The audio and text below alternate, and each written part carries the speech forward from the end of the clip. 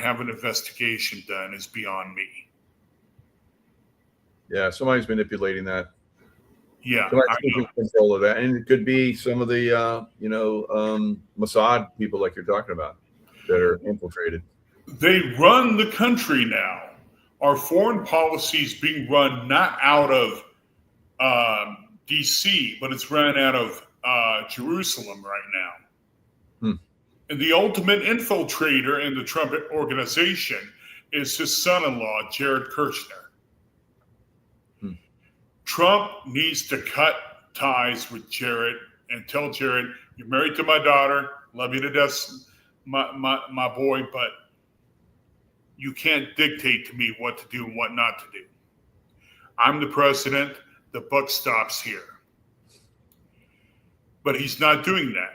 Jared is dictating in the White House. Jared, what's the name of that woman who's the billionaire doctor and philanthropist who funds AIPAC, who introduced Ivanka Trump to Jared. I cannot remember her name, but Adelson, yeah. Okay, that sounds right, yeah. And to me, I think that the reason why Miriam Adelson introduced Ivanka Trump to Jared was because they were trying to segue a Zionist into the Trump household. Wow. Which means Trump has been compromised for many years.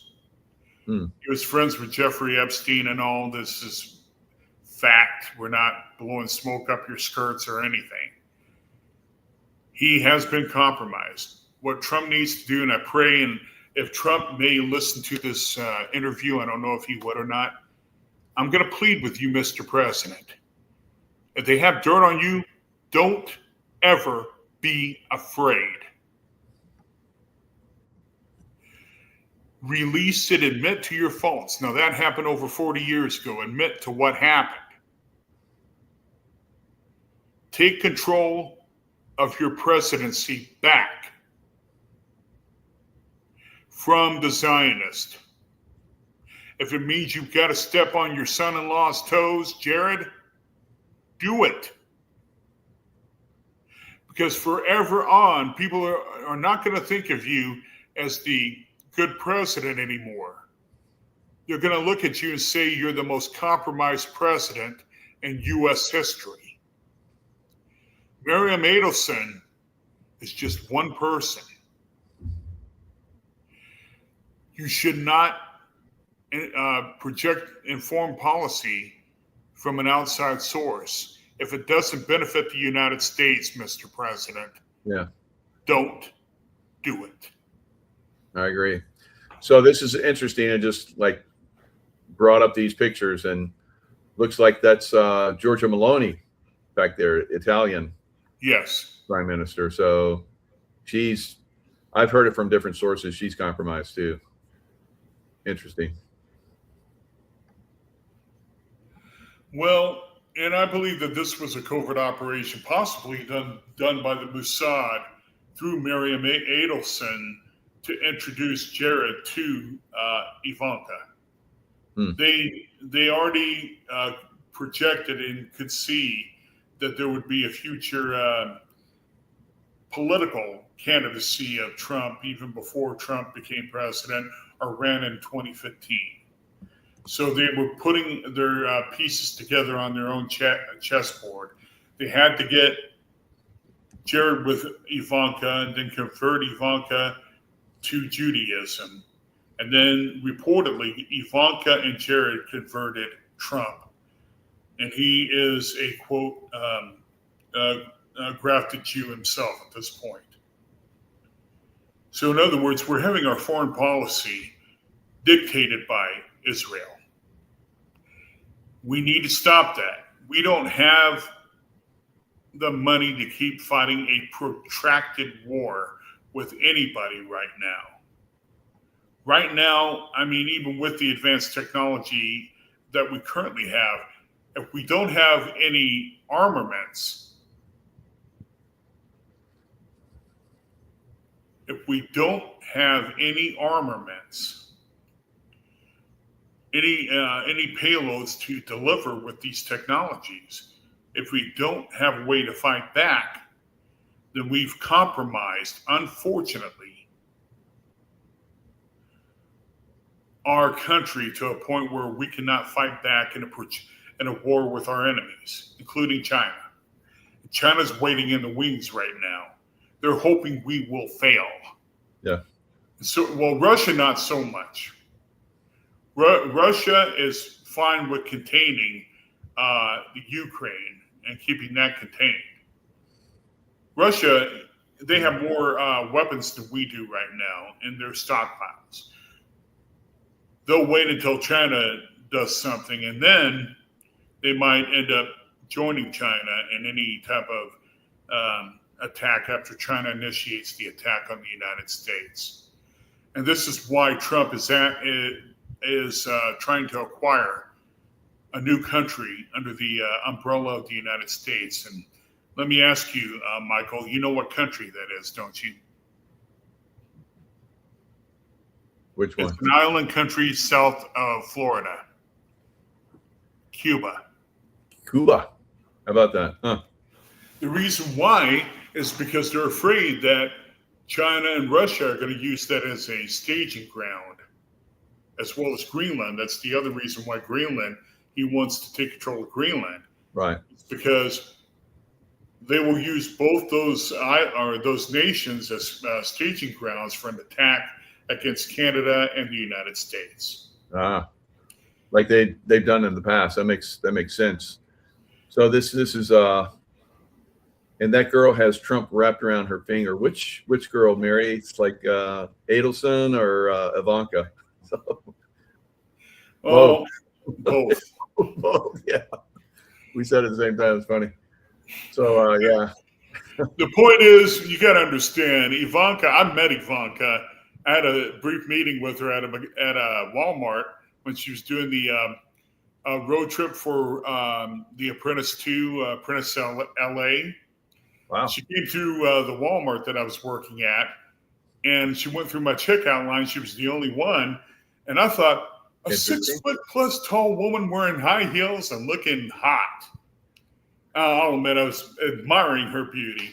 And I couldn't see her eyes because she was wearing really thick sunglasses. And I thought, diamond-studded sunglasses in Walmart? And then I asked her, I said, well, she goes, can I come through your line? I go right ahead. And I didn't know who she was. And I said, what are you doing here? I'm here on my father's business. And I go, well, what is your father's business? She goes, well, you could say he's into real estate. And I go, I tried real estate a while back and I failed at it. She laughed and I got her to giggle. And I said, where are you going to? She goes, I'm going out to LA and I have to go through a road trip and Walmart's paying for it. And I have to go to each and every Walmart store and show up there. And I said, well, I hope you have a safe trip and I'll be praying for you. And she goes, why would you pray for me? You don't even know me. I said, I would pray for anyone. And I said, you got a long trip. And she looked at me and she goes, thank you. It wasn't until that night after I got off of my shift and I got home that I turned on and watched Nightline and saw Ivanka. And then I realized that the girl I talked to was Ivanka. And I went, oh, that's cool. I talked to Donald Trump's daughter. Well, and she's really nice. And I even know Jared Kushner. I met him prior to Ivanka in San Antonio, Texas, at the Jewish recreation center there that he and his father helped to build. And I was dating a girl by the name of Diana at the time, and Diana's mom, Mary, introduced me to her. And Diana's sister is converted Jew, so via her marriage. So I got to meet Jared that way. So ironically, I know both Jared and Ivanka from two separate instances. But the issue, it's like this.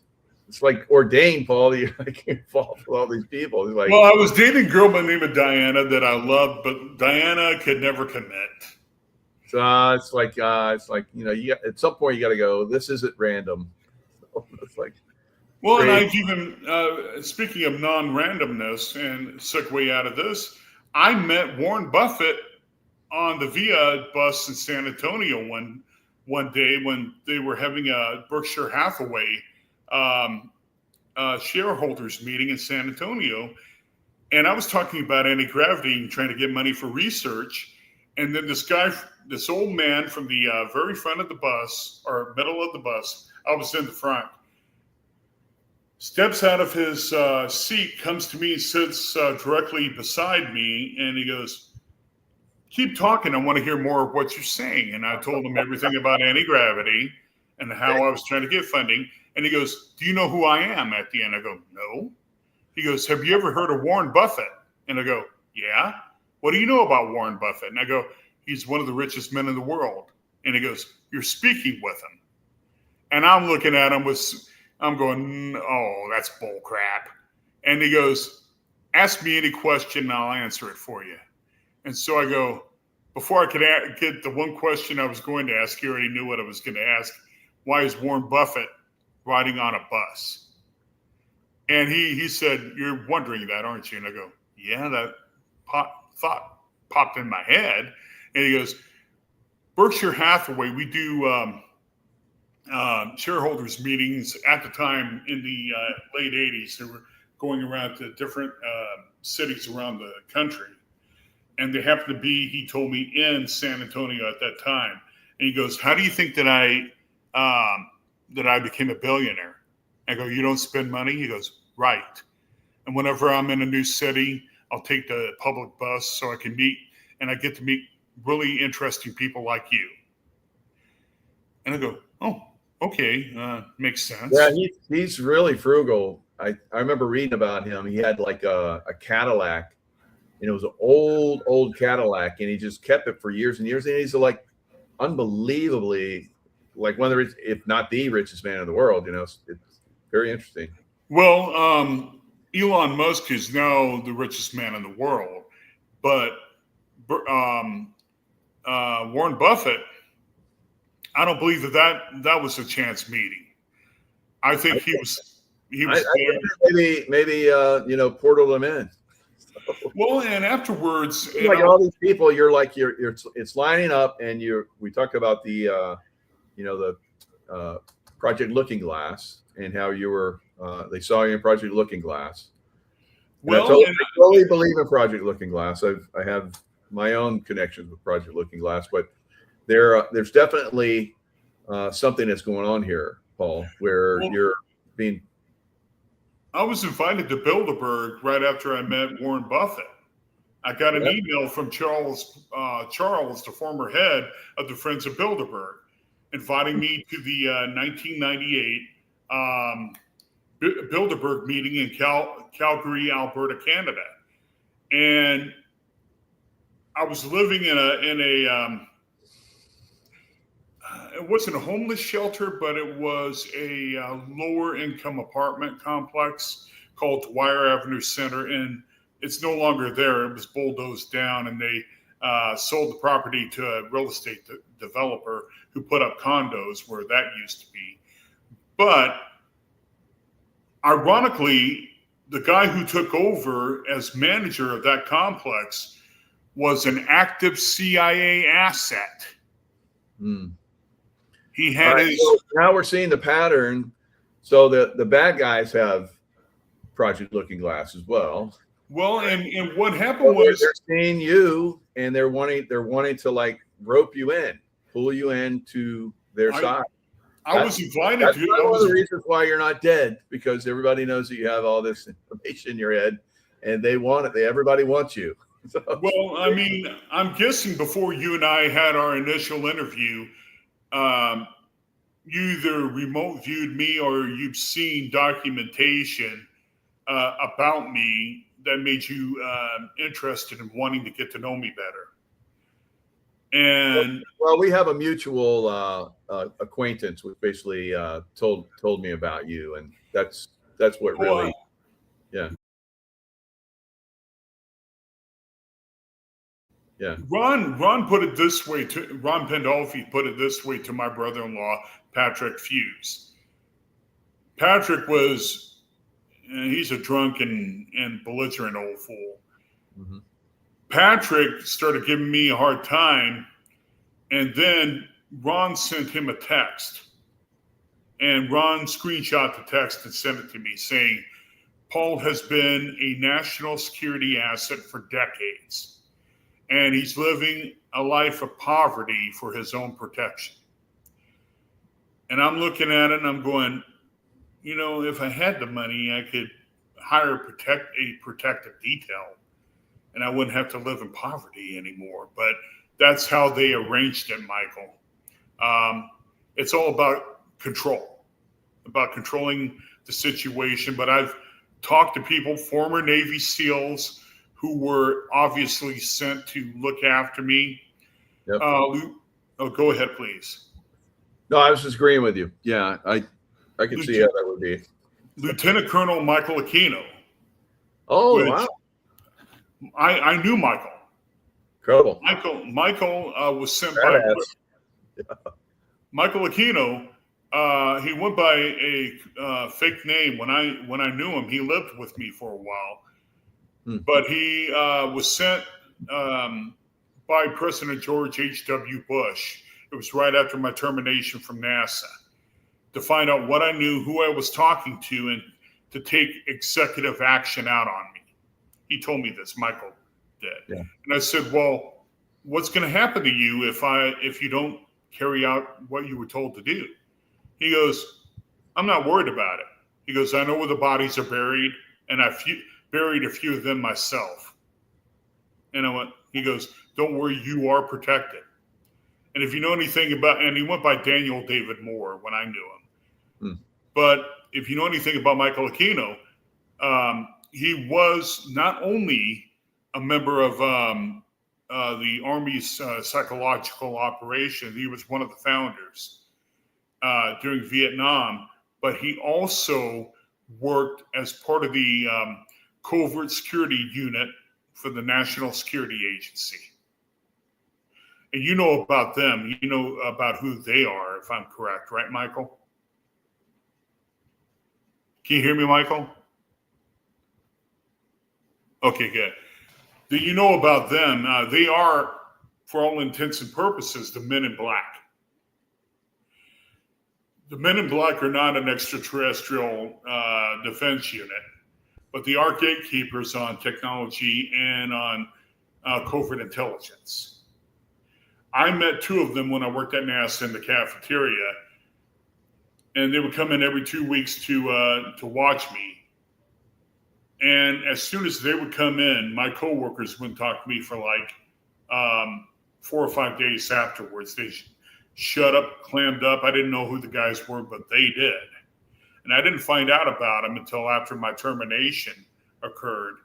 And my friend, Ron Jeffries, who was a former sergeant who was part of the security detail at NASA, told me what happened. He said that they thought you were a spy. And I go, why? He goes, you're highly intelligent. Why were you working in the cafeteria? What they didn't know is that I wanted to work for NASA, but because of my disability, I wasn't able to become an astronaut. So instead, I wanted to do something to where I could be in the area that I wanted to work in and I loved. That's as simple as it was. I wasn't a security threat and all. And even Michael told me, he goes, I know you're not a security threat. You are a patriot, and they needed you to really work for them. But instead, not only were you rejected, but they were going to kill you. He put me under protection. Not only that, but that protection bled off later on to what happened when I was being surveyed in San Antonio, Roswell, New Mexico, when I lived there in the early 2000s and even up until recently. So, and that's where Ron Pandolfi came in. Ron was tasked back, from what he told me, back in '84, when I was a teenager and coming up with designs for a stealth helicopter, to not to contact me at that time, but to have a team do surveillance on me. because of the fact that they were wondering how in the world did I get the information I was getting. And so they believe that I'm a psychic intuitive, and they believe that I have the ability to glean information from the ether, so to speak. And I'm able to obtain information, even classified. And that's why they thought that I could remotely view things, because unlike other people, I don't have to be trained to be able to see things. It comes to me naturally. Mm-hmm. And can I ask you this, because I know it happened to me, and let me ask you this, Michael. You are a remote viewer. Have you ever remotely viewed through the mind of another individual and seen what they saw? I've never done that because I think it's against, going against somebody's will. I would do that if I asked them, their higher self, if I could do that. I believe in that, but I've never needed to. But that's a good idea. Some of these people. No, I mean, I do that naturally. Oh, okay. But what's funny is, when I do it, I'm not there at the time frame or time reference that the actual event is happening. Mm-hmm. I project it into the future. I can see it through other people's eyes. Gotcha. And then it happens later on to them. And initially, I think it's me that I'm because I'm thinking that the person is me. But then later on, I found out that it's not me. Somehow I see it through their perspective. Yeah. I see what you're saying now. Yeah, I do that. I project into the past and look through people's eyes. Everyone that I've been involved with in the past lives, and I've never really done it in the future though.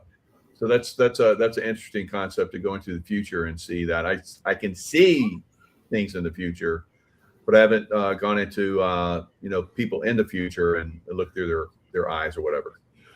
Well, and I don't do that intentionally, and it just comes to me in a dream state. When I get into a REM state, I'm able to tune into that, and it goes back to when they did, and I explained this before in the previous interview.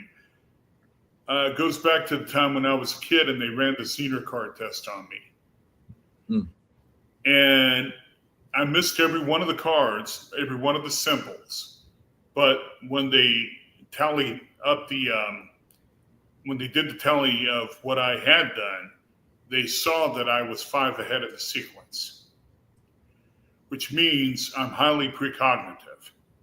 Yeah. And the U.S. intelligence community has known this for years. And that's why they accused me of, and I ended up talking with Ron Jeffries about it.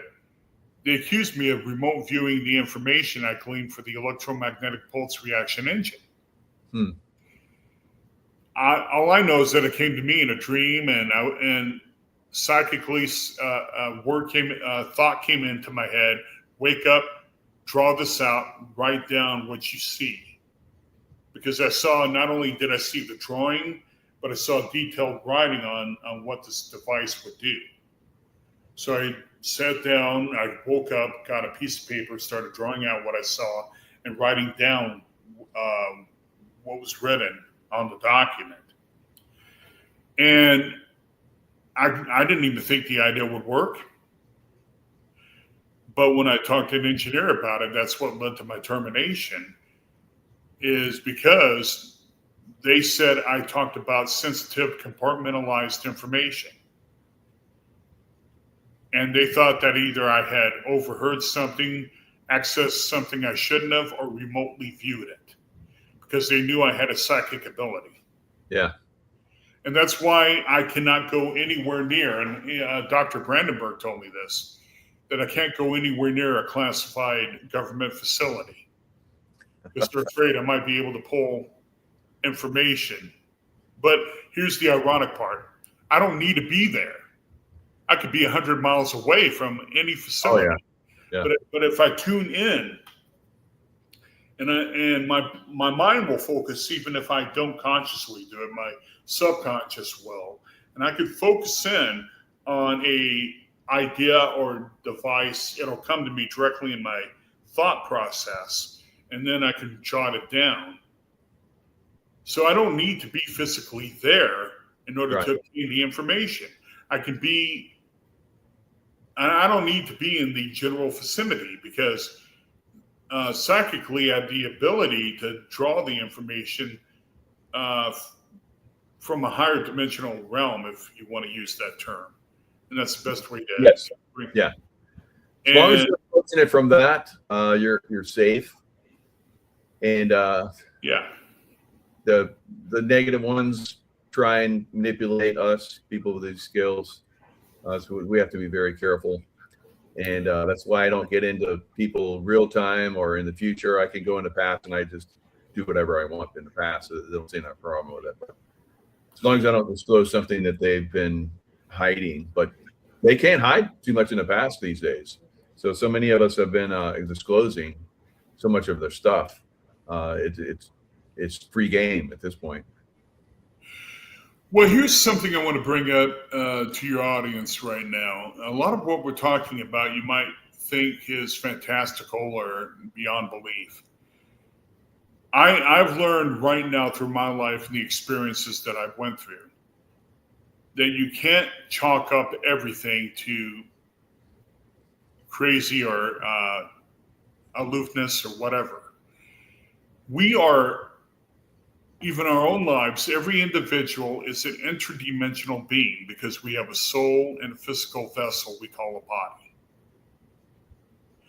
The reason why you have psychic abilities is because you have a spirit or a soul that's connected to a higher dimensional level. And I call that, and I believe that that's connected to God or to the spirit realm. We do have that connection. Yeah. Now we can choose to sever that connection or not. It's up to us. But because of our biology and our souls, we have that way to interface with higher dimensions, which allows us to draw information from that. We are the human mind and the human soul are the ultimate computer systems, because not only can we assess or access information from what we're doing, I'm looking into my computer right now, into the camera, but we are trained, whether we be trained or not. Right. Everybody has the ability to either learn to do it or a natural ability like I have, and I believe you have, Michael, to tune in to that information that surrounds us. We just have. Everyone that's listening and pay attention to this is probably some people are going to check out because they just don't want to comprehend this for whatever reason. I don't know. Or maybe their souls are not ready for it, so they just sign out. But for everyone that's still here, everyone has this ability. Genius level is not just like you're born with it and you just have like a genius computer mind. It's you're tapping into these higher realms, and we all have that ability. And Paul is an excellent example of that. So he's. I didn't realize you were this deep, Paul, but it totally makes sense. I mean, I got first show, I got little hints of it, but now I understand you on a deeper level. So, and again, you have had these encounters with people because they are trying to set things up. So it's very interesting how it works out once you start to see that. It's not just some simple coincidence. I met, Ivanka Trump and Jerry Kushner, and no, it's incredible. There's probably a lot of other people that you met that you didn't realize who they were, but that was an arranged meeting.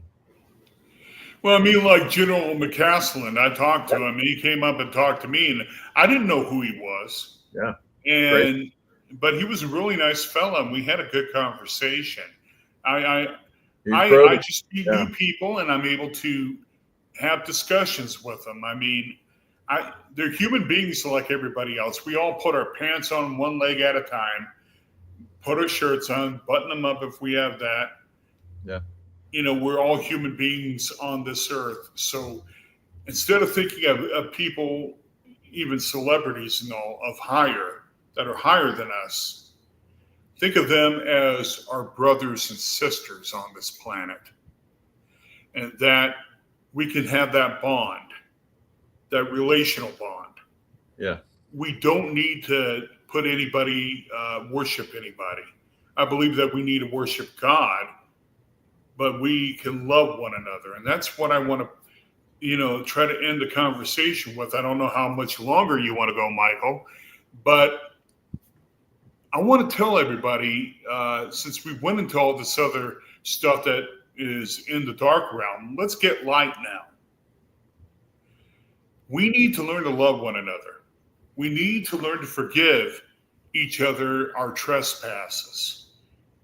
We need to learn to connect with one another, not only in the physical realm, but in the spiritual realm, knowing that we are all each other connected in the higher spiritual realms, and learn to love one another and learn to help one another and stop being so angry with other people. Yeah. And quit the wars. Let's start trying to live in peace. We need to stop that. People have said I'm a humanitarian. I don't, I've never taken that moniker myself, but we need to learn to work as a unifying and unify. Oh, yeah, by the way, yeah, you're right. It's all about love and forgiveness. We have to learn to love one another. Yeah. And stop being so angry. My goodness, man. Don't you think that we projected enough negativity? Absolutely. And if I were there right now, Michael, with you and Tracy Joe, I would give you guys a big hug.